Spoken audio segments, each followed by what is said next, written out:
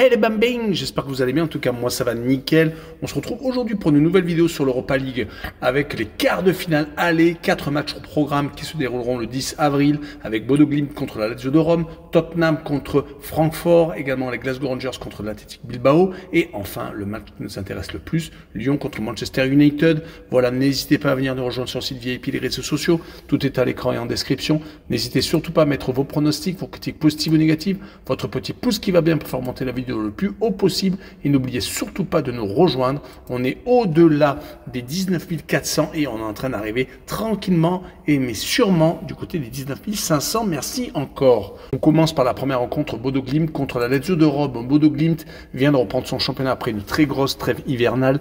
Ils sont sortis vainqueurs de leurs 2 premières rencontres, ne prenant pas de but. Ils avaient eu donc beaucoup de matchs amicaux et des matchs de qualification en Ligue Europa, mais ils avaient réussi à sortir donc au tour précédent l'Olympiakos, le tenant du titre de la C4. Ils avaient réussi à s'imposer 3-0 au match aller, mais avaient perdu que 2-1 au match retour. Donc ils avaient réussi à s'imposer. Ils étaient également passés par les barrages des 8e de finale de la C3. Ils avaient sorti Twente, le club batave, gagnant 5-2 lors du match retour, passant par les prolongations. Pour vraiment juger Bodo Glimt, il faut savoir que c'est une équipe qui est très solide chez elle, qui a tendance à faire tous ses résultats plutôt à la maison, qui avait réussi à battre en phase régulière Beşiktaş Istanbul, le Maccabi Tel Aviv, et donc lors des matchs à élimination directe, Twente et l'Olympiakos. Par contre, à l'extérieur, et on y reviendra la semaine prochaine lors des matchs retour, c'est beaucoup plus compliqué. Ils vont jouer contre une équipe de la Lazio de Rome, qui est certes toujours en course pour une place en Champions League. Ils n'ont que 2 points de retard sur Bologne, qui est 4e, directement qualifié pour la C1 et à un petit point de la Juventus, qui est 5e et barragiste pour l'instant. La Lazio vient de s'imposer chez l'Atalanta de Bergame, qui était 3e, donc un très gros coup. Il restait pourtant sur des résultats mi-figue, mi-raisin. Ils avaient réussi à remporter 2 matchs contre l'AC Milan et le Viktoria Pilsen, se qualifiant donc pour les quarts de finale. C'était début mars, mais ils avaient ensuite enchaîné 3 matchs nuls contre l'Udinese, encore contre le Viktoria Pilsen, mais ils étaient déjà qualifiés, et contre le Torino. Donc 3 matchs nuls à la maison et une grosse défaite à Bologne, 5-0. C'est pour cette raison que je verrai à 1 but partout entre les 2 équipes et je verrai le away no bet et le match nul remboursé 6 victoires de la Lazio de Rome pour assurer le coup et une cote à 1,85. Et on continue avec Tottenham contre Francfort, 2 belles équipes, mais Tottenham n'est pas à son niveau en première ligue, 14e, vraiment très loin de ses standards habituels. Cela va être dur de se qualifier via la première ligue. Par contre, via la C3, c'est tout à fait possible. Il suffit de la remporter. On rappellera qu'ils se sont qualifiés directement pour les 8e de finale. En 8e de finale, ils ont sorti l'AZ Alkmaar gagnant 3-1 au match retour. On n'oubliera pas que lors de la phase régulière, ils n'avaient perdu qu'une seule rencontre. C'était à Galatasaray.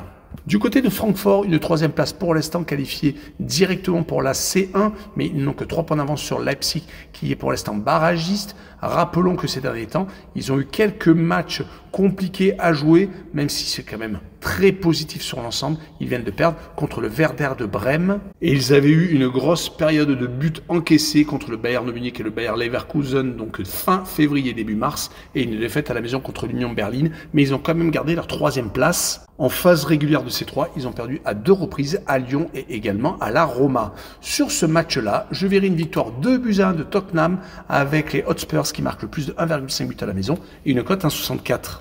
Le match suivant est les Glasgow Rangers contre l'Athletic Bilbao, le second du championnat écossais contre le 4e de Liga. Les Rangers ne gagneront pas le titre cette année, ils sont beaucoup trop loin du Celtic qui est en train de survoler le championnat écossais. Par contre, on notera qu'à l'extérieur, les Glasgow Rangers sont plutôt très performants car ils ont réussi à gagner leurs 6 derniers déplacements, toutes compétitions confondues. C'est totalement l'inverse à la maison, ce qui est complètement hallucinant. Ils viennent de perdre leurs 5 dernières réceptions, 4 contre des clubs écossais, que ce soit en Coupe d'Écosse ou également en Première Ligue écossaise. Mais ils s'étaient également inclinés lors du match retour contre le Fenerbahçe Istanbul. Après s'être imposés en Turquie, ils ont donc été très friables au match retour, gagnant qu'au penalty. Et vu qu'en face, l'Athletic Bilbao, qui est actuellement, comme je vous l'ai dit, 4e de Liga et qui reste sur une série d'invincibilité vraiment très intéressante, 5 matchs consécutifs sans perdre, 3 matchs nuls, dont un à Villarreal le week-end dernier 0-0. Ils ont d'ailleurs fait 3 clean sheets consécutifs et surtout 2 rencontres remportées contre la AS Roma qui leur a permis de se qualifier pour les quarts de finale, donc en C3, et cette victoire à Séville. En phase régulière de C3, il n'avait perdu qu'une seule fois, c'était contre le Beşiktaş Istanbul. C'est une équipe qui est plutôt très solide quand elle se déplace. Et sur ce match-là, je vois l'Athletic Bilbao s'imposer 1-0 avec le draw no bet et le pari remboursé si match nul et une cote à 1,53. Et on finira par Lyon contre Manchester United. Les Rodaniens sont plutôt en forme, 5e en championnat à 2 points de Monaco, qui est pour l'instant qualifié directement pour la Champions League. Donc tout est encore jouable. Ils viennent de se rattraper après une grosse défaite à Strasbourg en gagnant Lille 2-1. Ils ont même renversé la situation. Sur les 10 dernières rencontres, toutes compétitions confondues, 8 victoires et 2 défaites contre les Parisiens à la maison et contre les Strasbourgeois. Donc c'est vraiment une équipe très intéressante à jouer depuis que Fonseca est arrivé, même si Pierre Sage avait fait du très bon travail. En phase régulière, ils avaient eu quand même quelques loupés, surtout à la maison, contre le Beşiktaş, d'ailleurs essuyant leur seule défaite, et également le match nul contre les Ludogorets, les Bulgares. Ils avaient fait un but partout lors de la dernière journée de la phase régulière. En 8e de finale, ils ont sorti le HTU à Bucarest assez facilement, surtout au match retour, gagnant 4-0.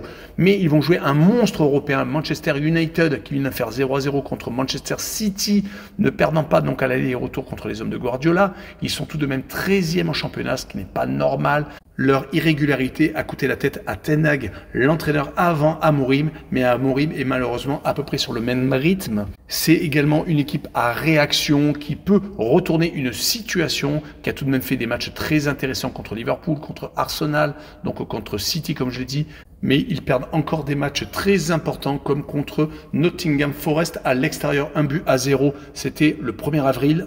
Pour finir, on s'aperçoit quand même que lors de cette saison en C3, Manchester United n'a pas encore perdu.